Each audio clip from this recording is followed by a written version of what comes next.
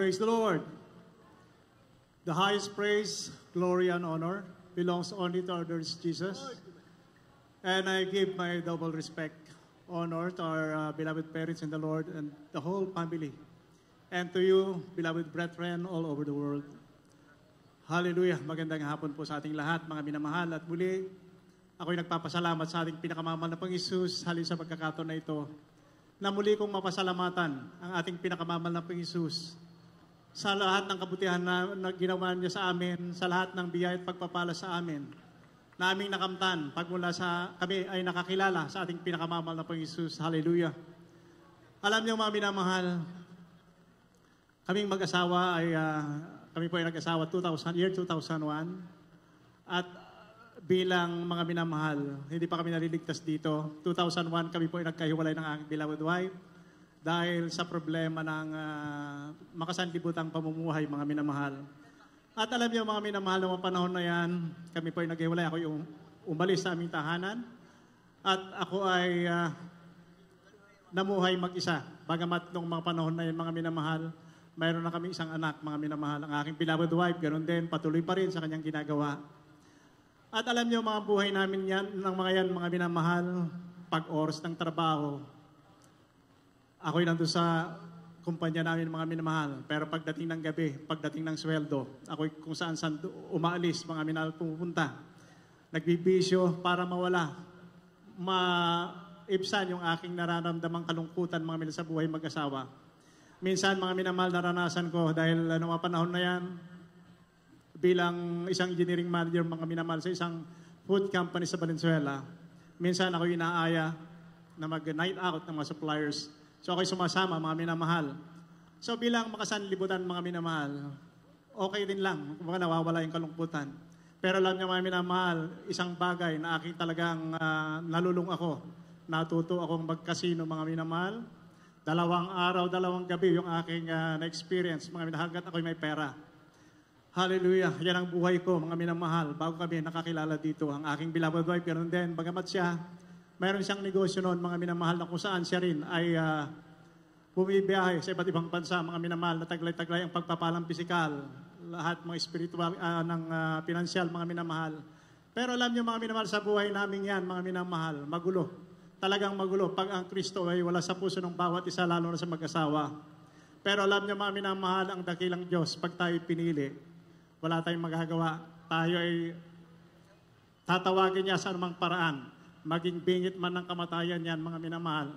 At yun ay ginawa ng ating pinakamamahal na Panginoon sa amin, ng mga minamahal ng aking beloved wife, na kung saan dati-dati nakakapagbiyahe sa iba't ibang bansa, na mayroon siyang sariling negosyo, mayroon siyang sariling sasakyan, nakakapag-drive siya. Malakas ang kanyang pisikal. Pero dumating mga minamahal ang pagtawag sa amin. Hallelujah. October, maalala ko mga minamahal, bago siya mag-birthday, yung dating malakas sa pisikal na pangatawan, mga minamahal, yan po ay halos hindi na magkanda, hindi na niya kayang itayo ang kanyang sarili, mga minamahal, maging sa pagpunta lang sa CR, mga minamahal. Siya po ay talagang nanlalambot, yung tawagin ng mga sanlibutan, mga nalantang gulay. Ganun siya, mga minamahal. At ako rin, mga minamahal, patuloy din ako sa aking bisyo. Pero nung kami tinawag dito, dahil noong panahon na yan, ang aking beloved wife, dahil sa kanyang karamdaman, palipat-lipat na siya ng kwarto sa aming tahanan, maging sa opisina namin, para lang maibsan yung kanyang nararamdaman. Kasi noon mga ang dami niyang karamdaman. Ang isa doon ay depression, mga minamahal, konting ingay, mga na ano na siya, na nagpapanik na siya, mga minamahal. Pero alam niyo mga minamahal, nung panahon na yan pala, 2001 pa lang, mayroon na pala siyang empleyado na miyembro ng Jesus Miracle Crusade International Ministry. Na noong mga panahon na yan, nasaksihan niya ang paghihirap ng aking beloved wife. Pero alam niyo, dahil ang aking beloved wife, medyo mahirap din bahagi ng salita ng mahal na Panginoong Isos, bagamat siya po ay sinasabi niyang born again Christian. Pero alam niyo, mga minamahal, dumating yung pagkakataon na siguro ramdam niya na anytime pwede siyang mamatay. Tinawag niya yung empleyado niya, mga minamahal, at siya po ay dinala dito sa Jesus Miracle Crusade International Ministry. Doon po sa Amorante Stadium, mga minamahal. At doon po nag-umpisa, mga minamahal, ang aming paglilingkod sa ating pinakamamahal na Panginoong Isus. Bagamat mahabang pagkakataon, mga minamahal, kami nakakilala noong October 2003, ang aking beloved wife to be exact, October 15. Hanggang ngayon, mga minamahal, patuloy kaming naglingkod sa ating pinakamamalapis dito sa Jesus Miracle Crusade, sa pangunang dalangin ng ating minamahal ginagalang na Pastor Wilstad Almeida. Alam niyo, mga minamahal, sa haba ng ayong paglilingkod namin, nung time na yon, December ng 2003, nasa Amoranto po kami, sabi ng aking beloved wife, uwi na tayo dahil hindi ko na kaya. Dahil sa ang karamdaman ng aking beloved wife, hindi na malaman na kung saan siya po ay nanghihina, nalalambot, hindi siya makatulog, at konting hangin lang, nanginginig na siya, mga minamahal. So, one Sunday ng December 2003, mga minamahal, hindi namin natapos. Sabi niya, uwi na tayo, sabi niya. So, umuwi kami. Pero bago kami uwi, mga minamahal, kami po ay dumaan sa isang hospital dito sa Quezon City, no, kung saan siya po ay na-work up. At sabi ng espesyalista, mga minamahal, na siya mismo, hindi niya alam ang karamdaman ng aking beloved wife. So, ang sabi niya, kinakailangan yung magpa-admit sa hospital para siya po ay ma-overall check-up. Pero alam niyo, mga minamahal, noong time na yon, walang available na room. Umuwi po kami. At alam niyo, mga minamahal, kinabukasan, tumatawag yung assistant ng doktor. Mga minamahal, sabi niya, bumalik kami. Dahil anytime, pwedeng mamatay ang aking beloved wife. Dahil ang finding ng doktor, noong mga panahon na yan, yun daw mga internal organs ng aking beloved wife, mabilis na lumiliit, na anytime, pwede niyang ikimatay. Pero alam niyo, mga minamahal, dahil almost 3 months na rin kaming liligo sa ating pinamamas dito sa Jesus Miracle Crusade, ang dami naming narinig na patotoo, katulad nito, mga minamahal. At alam niyo, hindi na kami bumalik. At alam niyo, nagpatuloy kami sa paglilingkod dito sa Jesus Miracle Crusade. At aming pinaniwalaan ang turo ng ating minamahal ginagalang na Pastor Wilstad Almeida, na ang Diyos ng Jesus Miracle Crusade International Ministry ay totoo. Mapaghimala, mga minamahal. Alam niyo, mga minamahal, to cut it short dahil nakapakahaba ng patotoo namin. Pagmula kami nakakilala dito, mga minamahal, ang aking beloved wife, 2003, mga minamahal, nag-start yung karamdaman na halos, sabi ko nga, hindi lang 20 times, 30 times siyang nasa bingit ng kamatayan. Ang aking beloved wife, sabi niya, yung kanyang paghinga, normal sa atin sa tiyan natin hinugot, minsan sa ilong, minsan sa bibig, mga minamahal. Pero dumating mga pagkakataon na minsan wala na doon ang source ng hangin, na pwede na siyang mamatay. May time na siya nawala na ng malay. Pero alam niyo, mga minamahal, mabuti ang Diyos ng Jesus Miracle Crusade. Tayo ay maniwala sa tinuturo ng ating minamahal ng pastor na totoo. Naghihimala ang ating pinakamamahal na Panginoon. Alam niyo, mga minamahal, dati ang aking beloved wife, mayroon siyang negosyo. Pero nung nagkaroon siya ng karamdaman, yung pumirma na lang, mga magbitbit ng ballpen, hindi na niya kaya. So, kinakailangan ko mag-take over, mga minamahal. Pero alam niyo, mga minamahal, sa haba ng aking paglilingkod, sa dami ng patuto naming narinig na katulad nito, mga minamahal, sarit-sari, nasa bingit ng kamatayan, ilang oras na lang mabubuhay. Amin pong pinaniwalaan yan, aming pinanghawakan na ang Diyos natin ay totoo, mapaghimala. Yes, hallelujah. Hallelujah. Ang aking beloved wife, unti-unti nakarecover siya. Long years, mga minamahal.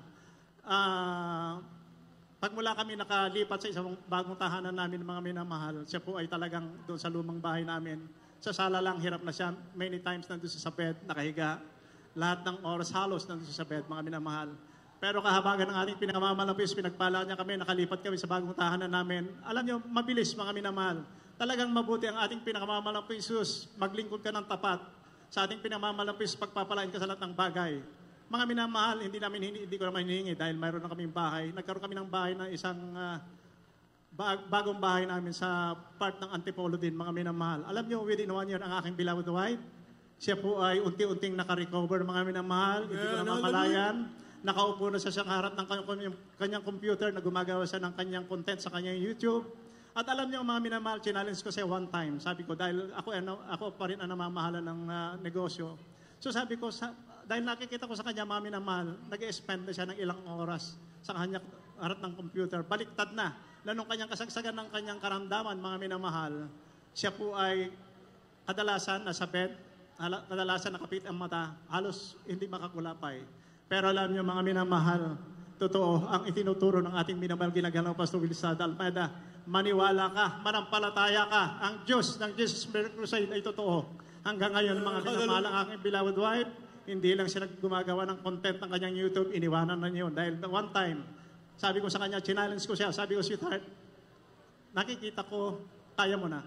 Sabi ko, dahil ang negosyo namin, mga minamahal, nagbebenta kami ng mga active ingredients for cosmetics. At sabi ko sa kanya, ang kinakailangan, pupunta ka sa mga kliyente, magpe-present ka, at yung ginagawa na niya. Sabi ko, ano kaya, bumalik ka na, kaya mo na, sabi ko sa kanya. Hindi siya kumikibo mga minamahal, pero one time, pagising ka ng umaga, hindi na yung kanyang content sa YouTube ang kanyang ginagawa, kundi nagre-review na siya ng mga leaflets ng company namin. At alam niyo mga minamahal, bago matapos ang year 2023, mga minamahal, umpisa na siya nag-work sa aming company. At kahabagan ng ating pinamamahalang Jesus from 2003 hanggang sa panahon ngayon, mga minamahal, sila po ay bumalik na, ang aking beloved ay bumalik na sa negosyo. Siya po ay binalikan niya yung kanyang first love sa negosyo, mga minamahal. At alam niyo, mga minamahal, hallelujah, dati hindi rin siya makaalis sa aming tahanan, hindi siya makabiyahe dahil sa kanyang karamdaman. Pero ngayon, mga minamahal, ang bahay namin from office is 16 kilometers away. Alam niyo, mga minamahal, every Monday pumapasok siya ng office back and forth. Nataglay-taglay ang kompletong kagalingan ng ating pinakamamalang Jesus. Hallelujah. Hallelujah. Alam niyo, mga minamahal, isa rin yung aming nung bago kami nakilala, kami po ay hiwalay ng aking beloved wife, magulong aming buhay.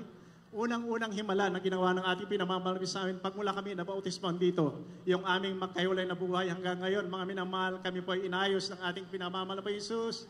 Yung aking pagbibisyo na natutunan ko bago kami nadigtas dito, mga minamahal, napunta sa kasino hanggang ngayon. Pamula nung ako'y nag-bautismon dito, mga minamahal, hindi ko na pinunta ng kasino, wala na yung mga bisyo. Lubusang pinagpalat, binago ng ating pinamamalang Jesus.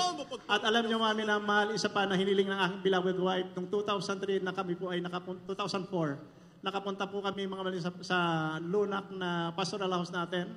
Ang aking beloved wife, talagang wala na.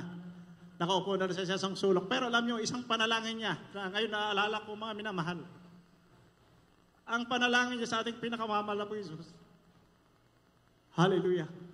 Mga malabang ni Jesus, dahil noon meron na kami isang beloved daughter, magti 3-year-old. Ang sabi niya, buhayin mo pa ako malabang, bigyan po pa ng mabang buhay. Upang ang aking anak, dahil nung time, isa palang anak namin, upang aking mag-guide sa kanyang pag-aaral at sa paglaki. Alam niyo, mga minamahal, totoo ang ating pinakamamahal na Jesus dahil magto-22 years na kami. So October 15, mga minamahal. Enough na yon, mahaba na yon, mga minamahal. Ang aming beloved daughter, mga minamahal, nakapagtapos ng pag-aaral.